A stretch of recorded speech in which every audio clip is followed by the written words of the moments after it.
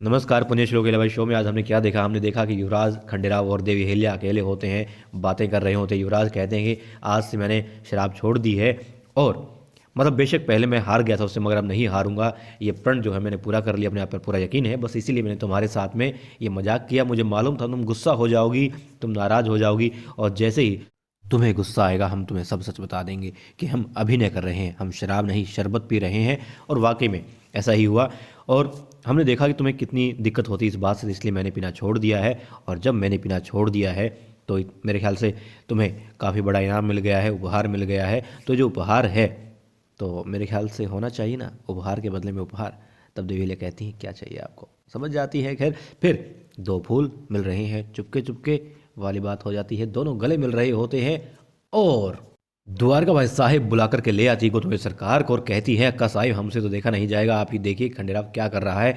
और अक्का साहिब जब देखती कहती ओह क्या, वो कहती देखा, उनसे भी नहीं देखा गया। तो वो कहती है द्वारका भाई साहिब आप हमें ये दिखाने के लिए लाई थी। तो मुस्कुरा रही होती हैं हरकू बाई उन दोनों को देख करके, किनको, युवराज खंडेराव और देवी अहिल्या को देख करके।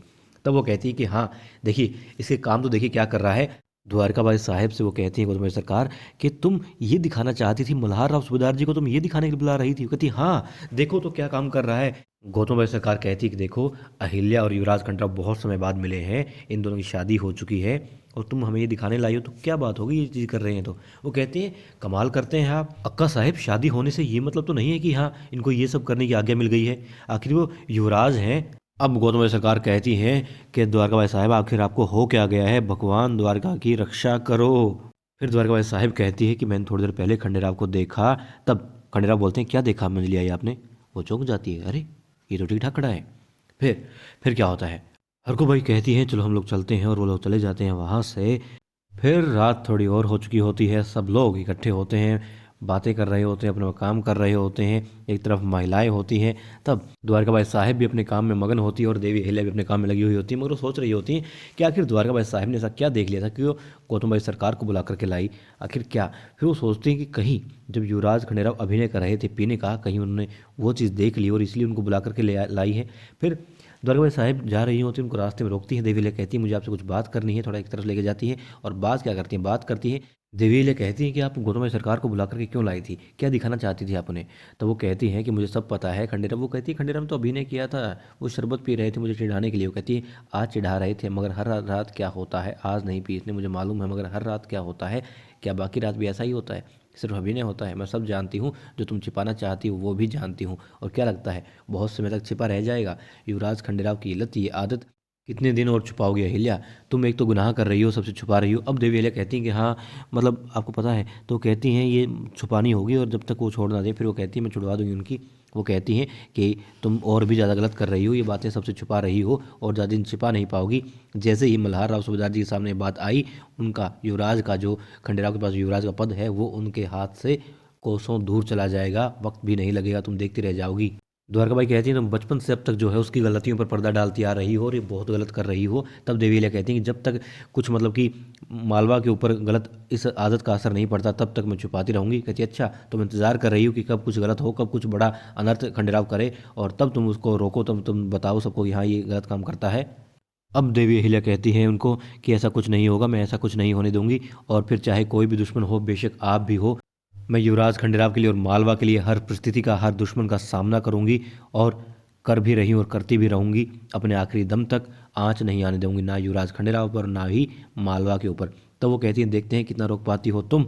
वहीं उसी तरफ थोड़ा है पास में उनके बातें कर रहे होते मल्हार राव सूबेदार जी, गंगूबा तात्या, गुनू जी होते हैं और तुको जी भी वहीं होते हैं। और बातें हो रही होती है तब एक सेवक आता है, वो उनको पीने के लिए कुछ देते हैं, मेरे ख्याल से केसर दूध होगा। फिर सूबेदार जी कहते हैं कि कल हम राजपूताना मुहिम के बारे में चर्चा करेंगे। और तुको जी को कहते हैं कि ये तुम खंडेराव को बता देना, उसको याद दिला देना कि कल दरबार में जल्दी आ जाए, उसके विचार खास करके सुने जाएंगे, बहुत महत्वपूर्ण बात है ये। और किस प्रकार जो सेनापति उनको बनाया गया है तो किस प्रकार की मुहिम रहेगी, कैसे हम कार्य करेंगे, सारी चर्चा करेंगे। तो वो कहते हैं याद से बता देना उसको, जल्दी वो दरबार में आ जाए। तब निश्चिंत रहिए बाबा साहेब। तब दूसरी तरफ से बोलते हैं युवराज खंडेराव उनकी तरफ कदम बढ़ाते हुए। मुझे लगा था खैर पाँव के हाथ लगाएंगे, और फिर वहाँ काफ़ी देर से वहीं थे तो मैं शायद ऐसा नहीं होगा, ये भी था। फिर खैर उनके पास में आ जाते और कहते हैं कि पहले तो बहुत गलतियाँ की हैं हमने, मगर अब नहीं करेंगे। हम समझ गए हैं कि किसी की उम्मीद, किसी की आशाएं जुड़ी हुई हैं हमसे और हम किसी को भी नाउम्मीद नहीं कर सकते। और किसी की बेअदबी और किसी को दुख देना तो दूर की बात है, हम समझ चुके हैं। पहले बेशक हमसे भूल हुई है, मगर अब ऐसी कोई गलती नहीं होगी, आप निश्चिंत रहिए बाबा साहेब। तब गोनू जी कहते हैं कि युवराज खंडेराव, इतनी जल्दी उठ पाओगे तुम, नींद खुल जाएगी तुम्हारी? तब वो कहते हैं कि आंखें तो खुल चुकी हैं। और फिर वो कहते हैं कि अच्छा, तब वो कहते हैं कि बहुत जल्द आपको सबूत भी मिल जाएगा कि आंखें हमारी खुल चुकी हैं। अब क्या होता है, मुस्कुरा रहे होते हैं सब, खुश हो रहे होते हैं। दूसरी तरफ ठाके लगा रही होती है रेणु परीक्षित के साथ में। सुबह का वक्त होता है, देवी हिले कानों में ठाकों की आवाज़ पड़ती है, वो देखती है तो रेणु होती है और कहती है कि इतना खुश तो उसको पहली बार देख रही है। रेणु मंदिर में रंगोली बना रही होती है, युवराज खंडेराव भी पीछे से आ जाते हैं, कहते हैं क्या देख रही हो, चलो मंदिर चलते हैं। वो कहते हैं आप इतनी जल्दी उठ गए? हाँ इतनी जल्दी उठ गया, अब मंदिर चलते हैं, शिव शंभू के दर्शन करते हैं, उसके बाद में शस्त्रशाला जाएंगे, थोड़ा अभ्यास करेंगे और फिर दरबार में जाएंगे। वो कहते हैं अब तुम निश्चिंत रहो, तुम्हें मैं थोड़ा भी दुख नहीं दूंगा। फिर वो मंदिर में जाती हैं, देखती हैं बहुत सुंदर रंगोलियाँ बना रखी होती है रेणु ने, और परीक्षित उनके पास में बैठे होते हैं।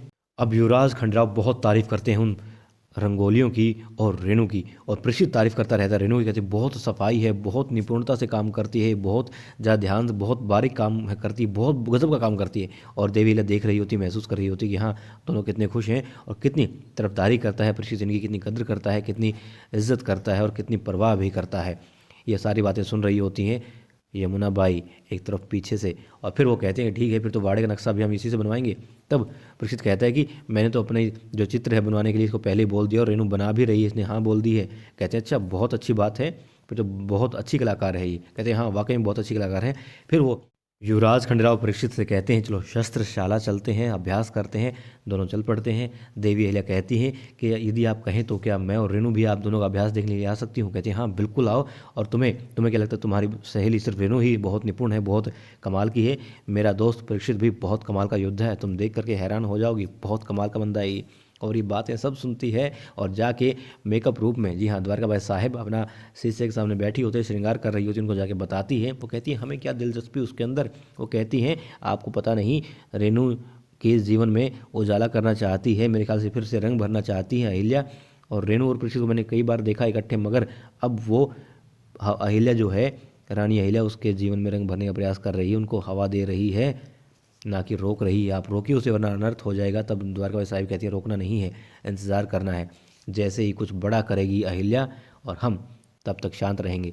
काम होने के बाद में कुछ बड़ा जब वो मतलब कर देगी, कुछ जो कि अनर्थ ही होगा, हम उसको इस तरीके से परोसेंगे और हमारा फ़ायदा होगा। तब तक तुम शांत रहो और हर बात मुझे आकर के बस बताती रहो, बाकी सोचो तुमने कुछ नहीं देखा, कुछ नहीं सोचा रेणु के बारे में।